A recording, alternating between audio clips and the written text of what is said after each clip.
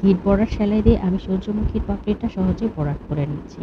আর গিট বর্ডার সেলাই বা কাশ্মীরি সেলাই যেটাই বলেন না কেন, এই সেলাইটা খুবই গুরুত্বপূর্ণ সেলাই কাজের ক্ষেত্রে। কেননা সেলাই কাজের ক্ষেত্রে বড় বড় বা কঠিন কঠিন কোনো সেলাই কাজে লাগে না। শুধু গিট বর্ডার, শার্টের স্টিচ, ফ্যান্স নট এই সেলাইগুলো বেশি কাজে লাগে। আপনারা এই সেলাইগুলো নিয়ে বেশি বেশি প্র্যাকটিস করতে পারেন।